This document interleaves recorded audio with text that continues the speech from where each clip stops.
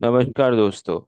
तो आज हम जो डिस्कस करने वाले हैं वो एक शेयर मैं आपके लिए लेकर आया हूँ, clean science and technology limited. अभी रिसेंट में मैंने जब एक स्टॉक की एनालिसिस डाली थी तो उस पे एक व्यूअर ने मुझे कमेंट किया था कि इस पे एक एनालिसिस कीजिए। तो मैं आज उन्हीं के लिए खास ये स्टॉक लेकर आया हूँ। अभी मैंने बिल्कुल भी नहीं देखा है क्या नहीं है, तो अभी जो मैं देखने वाला हूँ शेयर में, तो उसके बिहाफ पे हम जो आने वाले टाइम को जज करेंगे इस पर्टिकुलर स्टॉक के लिए, हम उस पर डिस्कस करने वाले हैं। आज तक मैंने इस स्टॉक में काम नहीं किया है। इवन मैंने इसके चार्ट तक अभी तक देखे नहीं है। बट अभी 2-3 मिनट पहले से मैंने इस पे जो है थोड़ी सी एनालिसिस करनी स्टार्ट करी है। सबसे पहले हम बात करते हैं कंपनी के बारे में। कंपनी एनएससी बीएससी दोनों में लिस्टेड है।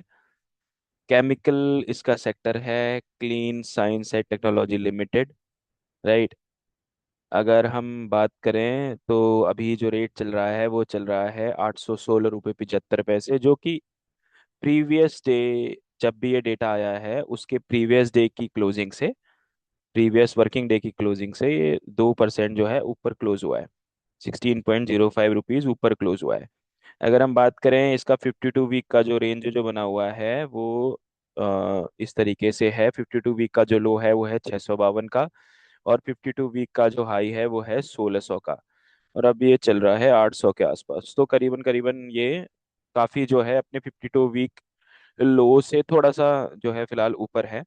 कंपनी की फेस वैल्यू है 1 रुपये। Generally as per my understanding 1 रुपये वाले फेस वैल्यू वाले शेयर्स को मैं अपनी इन्वेस्टमेंट की लिस्ट में रखना फिलहाल तो पसंद नहीं करता हूँ। देन ऑल्सो ऐसे स्टॉक भी कभी कभी कमाल कर जाते हैं फेस वैल्यू वाले, बट मेरा पर्सनल जो है बेसिकली क्राइटेरिया रहता है कि मैं मेरे स्टॉक की जो होल्डिंग जो स्टॉक्स हैं उनकी जो फेस वैल्यू हो वो कम से कम जो है वो 5 रुपये या 10 रुपये हो। ओके। अभी हम बात करते हैं इस शेयर की मार्केट कैपिटलाइजेशन में। मार्केट कैपिटलाइजेशन है 8,680 करोड़ की। 5,000 करोड़ से 20,000 करोड़ के मार्केट कैपिटलाइजेशन वाले जो स्टॉक्स होते हैं वो मिड रेंज में आते हैं। कहने का मतलब है, एक होता है आपका स्मॉल कैप, एक होता है आपका मिड कैप, एक होता है आपका लार्ज कैप। तो ये जो शेयर है वो है मिड कैप शेयर। ठीक है। हम बात करते हैं चार्ट, हम ट्रेडिंग व्यू पे डिस्कस करेंगे। राइट। अभी हम जस्ट फंडामेंटल ओवरव्यू देख लेते हैं कि क्या चल रहा है क्या नहीं चल रहा है। मेरे पास एक निगेटिव पॉइंट है मेरे एनालिसिस के हिसाब से इस पे, 1 रुपए की फेस वैल्यू, जो कि मेरे लिए निगेटिव पॉइंट है। अभी आगे देखते हैं फाइनेंशियल्स किस तरीके से हैं। कंपनी ने रेवेन्यू जो है ईयर ईयर बेसिस पे काफी ठीक है, इतना बुरा है नहीं। 512 करोड़ का इसने रेवेन्यू यहाँ किया, 684 करोड़ का किया, 935 करोड़ का किया, 789 करोड़ 2025 में, 922 करोड़ का इसने रेवेन्यू किया है। अभी तक ईयर बेसिस पे 2024 के कंपैरिजन में 2025 में अच्छा रेवेन्यू हुआ है। बट जैसा कि हम हमेशा डिस्कस करते हैं, रेवेन्यू उतना ज़्यादा इम्पोर्टेंट होता नहीं है, क्योंकि रेवेन्यू बढ़ने के साथ साथ ये जरूरी नहीं है कि प्रॉफिट भी आता हो। कंपनी के अगर डेट बढ़ रहे हैं, कोई दिक्कत हो गई, तो रेवेन्यू बढ़ने के साथ साथ उसका हो सकता है आपको प्रॉफिट जो है वो कम हो जाए। तो हमें ज़्यादा फोकस रेवेन्यू पे ना करके पैट में करना चाहिए। ठीक है। अभी नेट प्रॉफिट पे अगर हम डिस्कस करते हैं तो कंपनी का नेट प्रॉफिट जो है वो 2021 में 198 करोड़ का था, 2022 में 228 करोड़, 2023 में इसने बहुत अच्छा परफॉर्मेंस किया, 303 करोड़, देन 247 करोड़, देन उसके बाद 292 करोड़, जो कि पिछले ईयर की क्लोजिंग से ज्यादा है। तो ये भी ठीक है, ये मेरे लिए एक प्लस पॉइंट है। ठीक है। तो एक निगेटिव पॉइंट हमारे पास क्या आया, एक निगेटिव पॉइंट हमारे पास आया 1 रुपए की फेस वैल्यू, लेकिन एक प्लस पॉइंट हमारे पास क्या आया, ईयर बेसिस पे प्रॉफिट जो है इसका बढ़ा हुआ है। अब हम शेयर होल्डिंग की बात करते हैं। शेयर होल्डिंग में कंपनी ने अपनी शेयर होल्डिंग घटाई है प्रमोटर ने। ओके। प्रमोटर के पास 51.29% शेयर्स हैं, एफआईआई के पास भी शेयर्स हैं 13.39%, और डीआईआई के पास भी है 17.16। तो ऐसे स्टॉक्स जिनमें FII plus promoter plus DII total मिला के 60%, 65% ऐसा कुछ भी होता है, तो ये अच्छे शेयर्स की कैटेगरी में काउंट होते हैं इन टर्म्स ऑफ इन्वेस्टमेंट। ठीक है। तो इस पे सभी की नज़र पड़ी हुई है, सबके पास स्टॉक्स हैं। इवन प्रमोटर को भी अपने शेयर्स पे इतना भरोसा है कि इसने 50% से ऊपर होल्ड किए हुए हैं, 51.29%। तो इस बेसिस पे इसको मिलेगा प्लस पॉइंट। अगर हम बात करते हैं प्रमोटर ने कितने शेयर्स प्लेज कर रखे हैं, तो हम बात करते हैं मार्च में इसके पास 75% के अराउंड पे होल्डिंग थी। फिर 2025 जून में इसकी होल्डिंग 74% की ही थी। सितंबर में इसने अपनी होल्डिंग थोड़ी सी खाली करी, दिसंबर में उतनी थी, और मार्च में इसने होल्डिंग अपनी थोड़ी सी बढ़ाई। तो प्रमोटर को अपने शेयर पे भरोसा है, इसीलिए वो अपने शेयर्स को जो है बेसिकली अपने पास रख रहा है, होल्डिंग बढ़ा रहा है। बट इसमें एक छोटी सी बात है तो बहुत माइनर। बट कंपनी ने अपने प्रमोटर ने अपने 51.2529% में से 0.64% शेयर को इसने किस में डाला हुआ है, इसने प्लेज में डाला हुआ है। ठीक है, उतना बड़ा नंबर नहीं है, नेग्लिजिबल लेकर चल सकते हो, तो इसमें कोई दिक्कत मेरे को नजर आती नहीं है। ये भी मेरे लिए एक प्लस पॉइंट है, क्योंकि 50% से ऊपर प्रमोटर के पास खुद पड़े हुए हैं शेयर। ठीक है, तो यहाँ तक तो ठीक लगता है। सिर्फ 1 रुपए की फेस वैल्यू को लेके मेरे को थोड़ी सी दिक्कत है मेरे क्राइटेरिया के हिसाब से। बाकी चीज़ों में सही जा रहा है। अब सबसे मेन हम फिगर देखने वाले हैं कैश फ्लो का, कैश फ्लो में क्या चल रहा है। ऑपरेटिंग कैश फ्लो अगर हमको आइडिया लग जाए तो हम डिसीजन लेने में थोड़ा सा हमें कम दिक्कत होगी। कैश फ्लो, ठीक है। ओके, मार्च 2021 में ऑपरेटिंग एक्टिविटी से 193 करोड़ का प्रॉफिट था, फिर 127 का, फिर 299, फिर 277, फिर 279। स्टैग्नेंट है, कोई प्रॉब्लम मेरे को नजर आती नहीं है।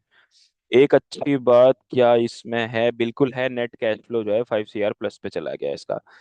तो हो सकता है किसी एक अच्छे सूरज का उदय हो रहा हो।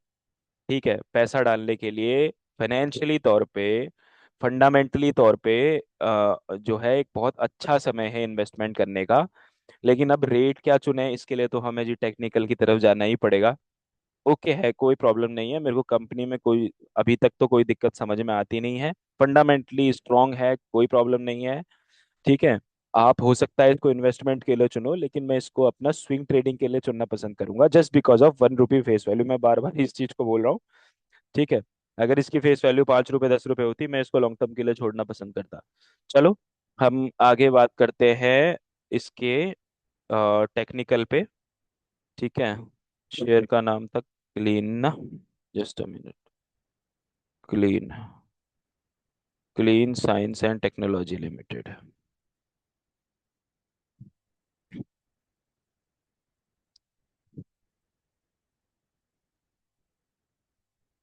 आई डोंट नो ये ओपन क्यों नहीं हो रहा है, वापस करते हैं, रुकिए, डुप्लीकेट बनाएंगे। दिख तो गया लेकिन हुआ नहीं है, just a minute. Clean, CLEAN, clean,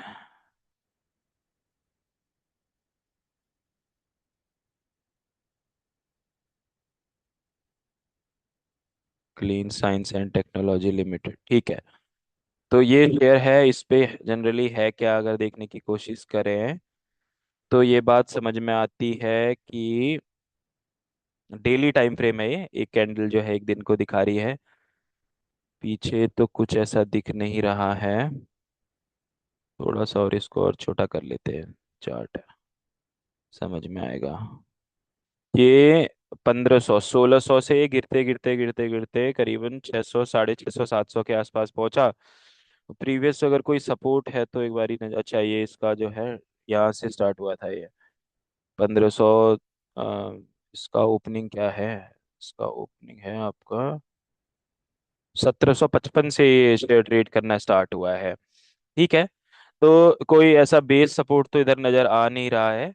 but फिर भी अगर मैं बात करूँ तो ये एक जोन थोड़ा सा जो है 1200 के अराउंड का एक जोन नजर आता है। 1200, जहाँ पे बाजार काफी घूमा है, 1100 1200 के आसपास। तो हम एक काम करते हैं, इसको थोड़ा सा बड़ा करके अगर हम देखें तो एक बात समझ में आएगी आपको। थोड़ा सा इसको ना टेक्निकली मैं आपको समझाने की कोशिश कर रहा हूँ कि क्या हुआ है। ठीक है, चार्ट में जब भी कोई फॉर्मेशन बनता है तो ट्रेंड होते हैं, डाउन ट्रेंड, अप ट्रेंड या कंसोलिडेशन। तो ये एक प्रॉपर डाउन ट्रेंड मेरे को नजर आया, किस तरीके से, जैसे इसने ये हाई बनाया, ओके, फिर इसने ये लो बनाया, ये हाई बनाया, ठीक है, ये लो बनाया, ये स्विंग में आपको दिखा रहा हूँ है ना, ये बनाया, फिर ये चलता गया नीचे, ये इसने बनाया, ये बनाया, ये है, अब ये फिलहाल इसने इस तरीके से मूव किया हुआ है। इसने ये प्रीवियस जो ये जो है प्रीवियस स्विंग का जो हाई है, प्रीवियस स्विंग को इसने ब्रेक कर दिया है यहाँ पे, है ना। यहाँ पे इसने प्रीवियस स्विंग को ब्रेक कर दिया है। तो ये जो ट्रेंड चल रहा था नीचे की तरफ जाने वाला, ये डाउन ट्रेंड था। डाउन ट्रेंड में लोअर लोज और लोअर हाइस फॉर्मेशन बनते हैं। बट जब भी कोई स्विंग टूटता है तो उसको हम ब्रेक ऑफ स्ट्रक्चर बोलते हैं। तो इसने यहाँ पे स्ट्रक्चर ब्रेक किया है। तो स्ट्रक्चर ब्रेक करने के बाद जनरली एक रीटेस्टिंग आती है, जैसे यहाँ से उठ के यहीं तक पहुंचाओ, फिर वहां से फट जाएगा ऊपर। कहाँ तक के लिए बैठ सकते हैं? यहाँ तक के लिए बैठ सकते हैं। मैं लाइनें लगा देता हूँ, थोड़ा समझने में इजी रहेगा क्या क्या टारगेट लेके चल सकते हैं। ठीक है, ये मेरे को समझ में आता है। एक मेरे को जोन ये दिख रहा है, एक जोन ये भी है, मैंने मिस किया हुआ है इसमें। ठीक है ना। Just a minute. ये एक लेवल है, उसके ऊपर करीबन इसके आसपास का जोन बन रहा है। इसको इसको पकड़ लो, ये बन गया। फिर उसके ऊपर बन गया आपका ये जो यहाँ पे काफी कंसोलिडेट किया हुआ है मार्केट ने, ये बन गया। तो कुछ जोन इसके ये बन रहे हैं। तो मैं जो इसमें अगर काम करूंगा तो मैं कैसे ट्रेड लूंगा, मैं आपको बताता हूँ। ठीक है, एक ये है, ये इसने लो मारा है, ये आज तक का लो है। इस शेयर का आज तक का लो ये बना हुआ है।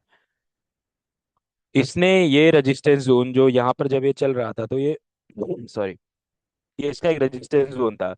इसने रेजिस्टेंस जोन को जो है ब्रेक किया। रेजिस्टेंस जोन को ब्रेक करने के बाद इसने यहाँ पे बहुत अच्छी जो है बाइंग वॉल्यूम भी बनाई है नीचे पर को। ठीक है, यहाँ पे बाइंग वॉल्यूम भी काफी अच्छी है। इस कैंडल पे ही बाइंग वॉल्यूम है, इसी कैंडल पे। तो यहाँ पे काफी लोगों की एंट्री हुई है। तो इसके नीचे जाने में थोड़ा सा जो है इन बायरों को प्रॉब्लम होगी। ठीक है, तो हम क्या करेंगे, हमारी एंट्री, मैं चलती कैंडल में तो एंट्री बनाऊंगा नहीं, तो मेरी जो सेफ एंट्री बनेगी, मेरी सेफ एंट्री बनने वाली है ये। मेरे को किधर, इधर ही किधर आसपास कहीं पे, जब ये थोड़ा सा नीचे आए, इसको टच करे, इसके आसपास कहीं 773, 770 से लेके 790 के बीच में एक बारी मेरे को अगर कहीं मिलेगा तो मैं इसको लेना पसंद करूंगा। तो मेरा इस तरीके से एक मेरा बनेगा रिस्क रिवॉर्ड। ये मेरा स्टॉप लॉस है, ये मेरा पहला टारगेट है, ये मेरा दूसरा टारगेट है। तो मैं एटलीस्ट इतना तो प्ले करूंगा ही करूंगा, और हो सकता है मैं यहाँ तक के लिए बैठूं। टाइम कितना लगेगा, कोई कुछ नहीं, कोई नहीं कह सकता। ठीक है, बट मेरा ट्रेड रहने वाला है ये। इसमें रिस्क रिवॉर्ड क्या है? इसमें रिस्क रिवॉर्ड है 1:9 का। एंट्री जो आप बनाओगे, एंट्री का जो प्लान मेरा जो बन रहा है वो बन रहा है 784 पे मेरी एंट्री होगी। टारगेट इसका 1522 है, 1189 है, 962 है, 960, मैंने लाइनें लगा रखी हैं। स्टॉप लॉस मेरा है 704। राइट, ये मेरा फिलहाल के लिए मेरा ट्रेड ये बनेगा। बेसिकली कभी भी जब भी आप इन्वेस्टमेंट या ट्रेडिंग करते हो तो आपका कुछ ना कुछ माइंडसेट रहता है कि मैं इतने तक के लिए बैठूंगा, या मेरे ये गोल्स हैं, ये प्लान्स हैं। बट एक बात समझनी पड़ेगी कि एक बहुत बड़े स्विंग में बहुत छोटे छोटे स्विंग भी होते हैं। ठीक है, बड़े टाइम फ्रेम पे अगर आप देखते हो चीजें, तो जब उसको छोटे टाइम फ्रेम पे लेके आते हो तो स्विंग जो है काफी आपको मिलेंगे। अब मेरे कहने का मतलब ये है, जब भी आपको कहीं प्रॉफिट दिखे तो क्यों ना आप उसको, उस प्रॉफिट को टाइम टाइम पे बुक भी करते रहो। जो कि लोग बहुत गलती करते हैं कि मैंने शेयर परचेज कर लिया और मैंने 10 साल 15 साल के लिए छोड़ दिया।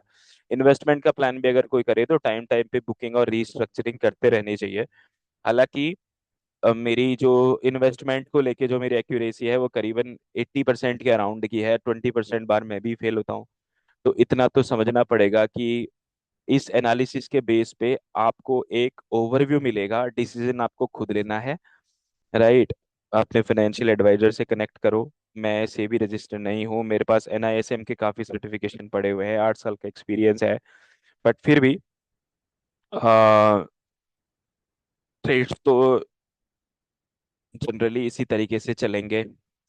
प्रॉफिट हो तो बड़ा हो, लॉस हो तो छोटा हो। 1:9 का रिस्क रेशियो है, रिस्क रिवॉर्ड है। अगर मैं ऐसा भी करूं, लेट सपोज मैंने यहाँ पे इसको परचेज किया 784 पे, मैंने इसको परचेज किया। एक एक प्लानिंग मैं आपको बताता हूँ किस तरीके से चल सकती है अगर आप इन्वेस्टमेंट के लिए जाओ। लेट सपोज आपने किसी शेयर को 500 रुपये में खरीदा, इन्वेस्टमेंट के लिए ही सोचा। Let's let's take an example, जब वो 1000 रुपये चला गया तो आपकी कैपिटल डबल हो गई। तो अपने कैपिटल को बाहर निकाल के जो आपका जो प्रिंसिपल था, उस प्रिंसिपल को किसी दूसरी जगह पे इन्वेस्टमेंट करो, फिर छोड़ दो। तो वो ज्यादा एक अच्छी अप्रोच हो सकती है। तो हालांकि फिलहाल के लिए यही एनालिसिस इसमें मेरी बन रही है। अच्छा शेयर है, स्विंग के लिए इसको प्ले कर सकते हैं, रिस्क रिवॉर्ड आपके सामने है। बराबर। टाइम का कुछ नहीं पता कितने टाइम में जाएगा, क्योंकि आपका सामने से सवाल हो सकता है कि कितना टाइम लग सकता है, तो टाइम का कुछ नहीं पता। कुछ स्टॉक्स में पहले भी दिए हुए हैं, सपोर्ट रेजिस्टेंस लेवल लगाने कैसे हैं इनका मैंने एक अलग वीडियो बनाया हुआ है, आप पीछे जाके चेक कर सकते हो। एक प्लेलिस्ट बनी हुई है ट्रेडिंग इज इजी करके, उसमें एक how to play support resistance level का एक मैंने एक वीडियो जो है डाला हुआ है, वो आपके बहुत काम आने वाला है। इन केस अगर आपको किसी और शेयर में कोई एनालिसिस करवाना हो, कोई डाउट हो, कुछ पूछना हो, तो आप पूछ सकते हैं। इस बार मैं अपना टेलीग्राम का भी लिंक इसमें डाल रहा हूँ जो कि फ्री है, जिस पे हम जनरल डिस्कशन भी कर सकते हैं। लाइक लेट्स लेट्स सपोज आप कोई शेयर है, इतनी बड़ी एनालिसिस अगर मैं नहीं कर पाता, मैं छोटा भी अगर व्यू देना हो आपको, तो मैं जस्ट एक नॉर्मल टेक्स्ट में या किसी चीज में डाल सकता हूँ, जिससे आपको एक ओवरव्यू मिल जाएगा, राइट। तो बाकी अ, अब नेक्स्ट वीडियो में मिलते हैं। अगर कोई और शेयर होगा तो प्लीज़ आप डालिए, जैसे ही समय मिलता है मैं अपडेट करूंगा। Thank you very much. मिलते हैं नेक्स्ट वीडियो में। Bye bye.